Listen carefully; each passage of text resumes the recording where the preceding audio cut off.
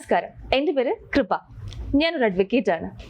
ഇന്ന് എന്നോടൊപ്പം ഉള്ളത് കുടുംബ കോടതി രംഗങ്ങളിൽ ഏറ്റവും കൂടുതൽ തൻ്റെ വ്യക്തിമുദ്ര പതിച്ചിട്ടുള്ള അഡ്വക്കേറ്റ് അജിത കുമാരിയും ഒപ്പം ക്ലിനിക്കൽ സൈക്കോളജിസ്റ്റ് ആയിട്ടുള്ള റാണി രജനി മാമുമാണ്. കഴിഞ്ഞ ഔട്ട് ഓഫ് കോർട്ട് രംഗങ്ങളിൽ നമ്മൾ ഒരുപാട് കാര്യങ്ങളെക്കുറിച്ച് ഡിസ്കസ് ചെയ്തിട്ടുണ്ടായിരുന്നു. അതുമായി ബന്ധപ്പെട്ട് തന്നെ ഒരുപാട് സംശയങ്ങൾ പലർക്കും ഉണ്ടായിട്ടുണ്ട്.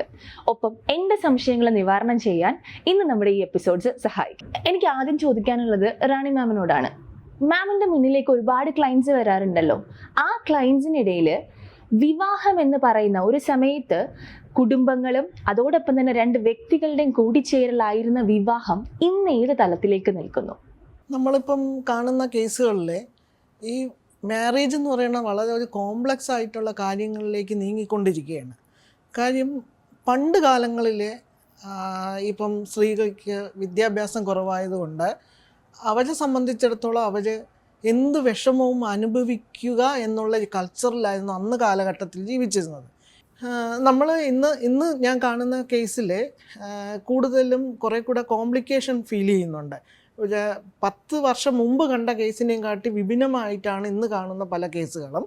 ഇന്ന് പെൺകുട്ടികൾക്ക് വിദ്യാഭ്യാസമുണ്ട്, അതിനോടൊപ്പം തന്നെ വിദ്യാഭ്യാസം കഴിഞ്ഞാൽ അവർക്ക് ജോലിയും കിട്ടാറുണ്ട്. സ്വാഭാവികമായിട്ട് സാമ്പത്തികമായിട്ട് അവർ ഉന്നതിയിലേക്ക് എത്തിക്കൊണ്ടിരിക്കുന്ന ഒരു കാലഘട്ടവും കൂടെയാണ്.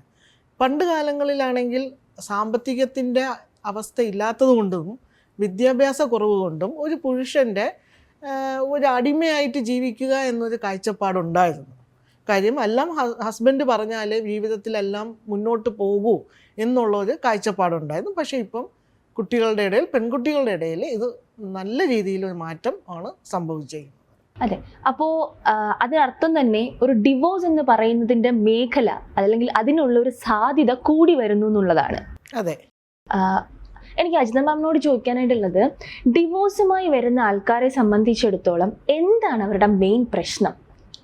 10 years ബാക്ക് ഉള്ള ആൾക്കാരുടെ പ്രശ്നവും ഇപ്പോൾ നമ്മുടെ ഈ കറണ്ട് സിനാരിയോയിലുള്ള പ്രശ്നങ്ങളും രണ്ടാണ്. ഇപ്പോഴത്തെ മെയിൻ ഇഷ്യൂസ് സോഷ്യൽ മീഡിയാസ് അത് മാത്രമല്ല ഇൻഡിപെൻഡൻറ്റ് വുമൺ, അത് മാത്രമല്ല പുരുഷന്മാരാണെങ്കിലും സ്ത്രീകളാണെങ്കിലും അവരുടെ കാഴ്ചപ്പാടുകളൊക്കെ മാറിയിട്ടുണ്ട്.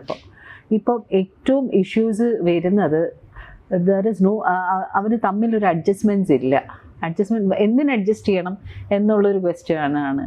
കാര്യം എന്ന് വെച്ചാൽ അഡ്ജസ്റ്റ് ചെയ്യുന്നത് മാത്രമല്ല, അവർക്ക് തമ്മിലുള്ള ഒരു ബോണ്ടിങ്ങിൻ്റെ ഒരു വിഷയവും ഒരു പ്രധാന ഘടകമാണ്. ഏറ്റവും കൂടുതൽ ഇപ്പോൾ ട്രിവാൻഡ്രം ഫാമിലി കോർട്ടിൽ തന്നെ ഇപ്പോൾ ഒരു വർഷം ഉണ്ടാകുന്ന ഡിവോഴ്സ് എന്ന് പറയുന്നത് ഒരു 3000 ആണ്. 3000 ഡിവോഴ്സുകൾ തന്നെ ഫയൽ ചെയ്ത് കഴിഞ്ഞു, അതായത് ഒരു വർഷത്തിൽ. പക്ഷേ ഇതിനൊരു 10 years ബാക്ക് ആണെങ്കിൽ വരുന്നത് ഒരു 500-600 കണക്കിനുള്ള ഡിവോഴ്സേ വരുന്നത്. അത് എന്തുകൊണ്ടെന്ന് പറഞ്ഞാൽ മാറ്റങ്ങൾ സ്ത്രീകളിൽ ഉണ്ടാകുന്ന, അതായത് സെൽഫ് ഇൻഡിപെൻഡൻ്റ് ആയിട്ടുള്ള വുമൺസ്, അത് മാത്രമല്ല പുരുഷന്മാരാണെങ്കിലും അവർ തമ്മിൽ കല്യാണം കഴിക്കുന്നത് സ്നേഹിച്ച് കല്യാണം കഴിക്കും. പക്ഷേ കല്യാണം കഴിച്ചു കഴിയുമ്പോഴത്തേക്ക് പിന്നെ അവർക്ക് അഡ്ജസ്റ്റ് ചെയ്യാനുള്ള ഒരു ബുദ്ധിമുട്ടുകളുണ്ടാവും. അതാണ് മെയിൻ റീസൺ.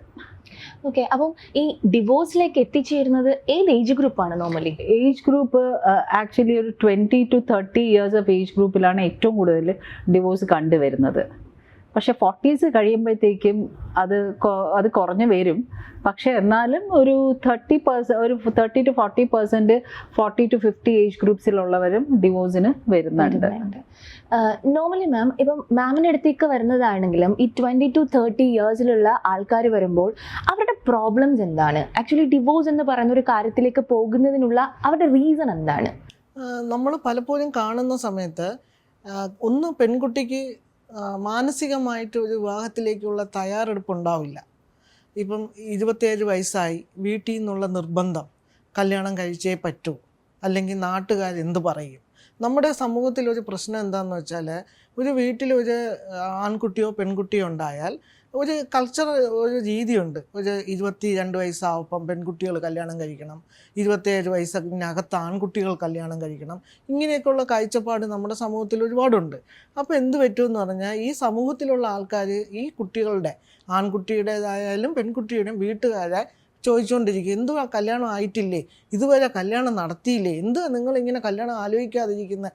ഇങ്ങനെയുള്ള ചോദ്യങ്ങൾ ഈ പേരൻസിന് ഭയങ്കരമായിട്ടുള്ള വിഷമമാണ് ഉണ്ടാക്കുന്നത്, പ്രഷറുണ്ടാക്കും.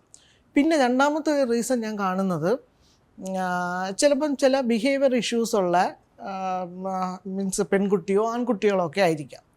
അപ്പം പേരൻസിന് പൊതുവായ ഒരു ചിന്താഗതിയുണ്ട്, കല്യാണം കഴിച്ചു കഴിഞ്ഞാൽ ഇവരുടെ രോഗാവസ്ഥകൾ മാറ്റമുണ്ടാകും എന്നുള്ളത്. അപ്പം ഈ ഒരു റെസ്പോൺസിബിലിറ്റിയിൽ നിന്ന് മാറാൻ വേണ്ടിയും കല്യാണത്തിന് തയ്യാറാവാത്ത അല്ലെങ്കിൽ അതിനുള്ള പക്വതയില്ലാത്ത ആൾക്കാരെ നിർബന്ധപൂർവം വിവാഹത്തിലേക്ക് എത്തിക്കുന്ന ഒരു ഇതുണ്ട്. മൂന്നാമത്തെ മറ്റൊരു പ്രശ്നം ഞാൻ കണ്ടിട്ടുള്ളത്, നമ്മൾ ഈ ജാതകം എന്ന് പറയുന്ന കാര്യം ജ്യോത്സ്യന്മാരുടെ അടുത്ത് ചെന്ന് വീട്ടുകാർ പറയും, ഈ നാട്ടുകാരുടെ പ്രഷർ കാരണം ജ്യോത്സ്യന്മാരുടെ അടുത്ത് എന്ന് ചോദിക്കും, തൻ്റെ മകനോ മകൾക്കോ ഒക്കെ വിവാഹപ്രായം എത്തിയോ? അപ്പോൾ ചില ജ്യോത്സ്യന്മാർ പറയില്ല, ഇപ്പോഴാണ് സമയം, 25 വയസ്സിനകത്ത് നടത്തിയില്ലെങ്കിൽ ജീവിതത്തിൽ ഈ കുട്ടിക്ക് കല്യാണം ഉണ്ടാവില്ല, അല്ലെങ്കിൽ വിധവയായി പോകും. ഇങ്ങനെയുള്ള ഒരുപാട് പ്രശ്നങ്ങൾ പറയപ്പോൾ വീട്ടുകാർ ഭയന്നു പോകും. അപ്പോൾ എന്ത് പറ്റുമെന്ന് പറഞ്ഞാൽ അവരൊരു കല്യാണം ആലോചിക്കുന്നു. അവർക്ക് രണ്ട് കൂട്ടുകാർക്കും ചേരാത്ത കുടുംബസ്ഥിതിയിലുള്ള ആൾക്കാരായിരിക്കാം ചിലപ്പോൾ ഒത്തുചേർന്ന് വരുന്നത്, ഈ ജാതകത്തിൻ്റെ ഒറ്റ ഒരു ക്രൈറ്റീരിയ വെച്ച് മാത്രം. അങ്ങനെ വരുന്ന സമയത്ത് അവിടെയും പ്രശ്നങ്ങളുണ്ടാവും. അപ്പം പൊതുവിൽ ഇങ്ങനെയുള്ള കോമൺ ഇഷ്യൂസ്, നമ്മൾ ശ്രദ്ധിക്കപ്പെടാതെ പോകുന്ന ഇങ്ങനെയുള്ള കാര്യങ്ങളും ഒരു പിൻകാലത്ത് ഒരു ഡിവോഴ്സിലേക്കൊക്കെ എത്തിക്കാറുള്ളതായിട്ടാണ് ഞാൻ കാണാറുള്ളത്. മാമിൻ്റെ അടുത്തേക്ക് ലീഗലി വരുന്ന ആൾക്കാരിൽ ഏറ്റവും കൂടുതലും ഡിവോഴ്സിനെ കുറിച്ച് സംസാരിക്കുന്ന വിഷയങ്ങൾ എന്താണ്? അതായത് ഒരു ആൾക്കാർക്ക് സോഷ്യൽ മീഡിയ ഒരു അഫക്റ്റഡ് ആയിട്ടുള്ള ഒരു സിറ്റുവേഷൻ ആയിട്ട് വരുന്നുണ്ടോ? സോഷ്യൽ മീഡിയ മാത്രമല്ല, അതായത് മെന്നാണെങ്കിലും വുമൺ ആണെങ്കിലും മെയിൻലി അവർ കൊണ്ടുവരുന്ന ഇഷ്യൂസ് ഈ കൗണ്ടർ പാർട്ടിന് സൂയിസൈഡ് ടെൻഡൻസി, അത് കഴിഞ്ഞിട്ട് ഡിപ്രഷൻ, അത് കഴിഞ്ഞിട്ട് സംശയരോഗം, ഇതൊക്കെയാണ് മെയിനായിട്ട് വരുന്നത്. അവർക്ക് ഒട്ടും അഡ്ജസ്റ്റ് ചെയ്യാൻ പറ്റാത്ത ഇഷ്യൂസ് ഇതൊക്കെയാണ്. ഈ ഇഷ്യൂസൊക്കെ വരുമ്പോഴത്തേക്കും ആദ്യം നമ്മൾ ഒരിക്കലും അവരോട് ഡിവോഴ്സ് ഫയൽ ചെയ്യാനായിട്ട് നമ്മൾ സജസ്റ്റ് ചെയ്യില്ല. ഞങ്ങൾ ആദ്യം രണ്ടുപേരെയും വിളിച്ച് സംസാരിച്ച്, കൗൺസിലിംഗ് അല്ല, അവർക്ക് രണ്ടുപേരെയും നമ്മൾ വിളിച്ച് സംസാരിച്ചിട്ട് ഇതിനകത്ത് എന്ത് എഫേർട്ട് എടുത്തിട്ട് ഇതെങ്ങനെ റെക്ടിഫൈ ചെയ്യാൻ പറ്റും എന്നുള്ളൊരു തീരുമാനത്തിലേക്ക് എത്തും. കാര്യം കൗൺസിലിംഗ് കൊടുക്കേണ്ട കാര്യം അഡ്വക്കേറ്റ്സ് അല്ല കൗൺസിലിംഗ് കൊടുക്കേണ്ടത് ക്ലിനിക്കൽ സൈക്കോളജിസ്റ്റ് അവരാണ്, ആ മേഖലയിലുള്ളവരാണ് കൗൺസിലിംഗ് കൊടുക്കേണ്ടത്. ഞങ്ങളുടെ അടുത്ത് ഡിവോഴ്സ് ഫയൽ ചെയ്യാനായിട്ട് വരുന്നവരെ ഞങ്ങൾ ഒരിക്കലും വരൂ ഞങ്ങൾക്ക് ഡിവോഴ്സ് ഫയൽ ചെയ്യാമെന്ന് പറഞ്ഞിട്ട് അങ്ങനെയല്ല ചെയ്യുന്നത്.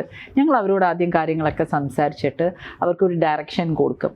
നിങ്ങൾ ഒരു മെൻ്റൽ ഹെൽത്ത് പ്രൊഫഷണലുമായിട്ട് കൺസൾട്ട് ചെയ്ത ശേഷം നമുക്ക് ഇതിനെക്കുറിച്ച് ചർച്ച ചെയ്യാമെന്ന് പറയും. രണ്ടുപേരും പോയിട്ട് ഒരു മെൻ്റൽ ഹെൽത്ത് പ്രൊഫഷണലെ പോയി കണ്ടിട്ട് വന്നിട്ട് ഡിസ്കസ് ചെയ്യാമെന്ന് പറയും.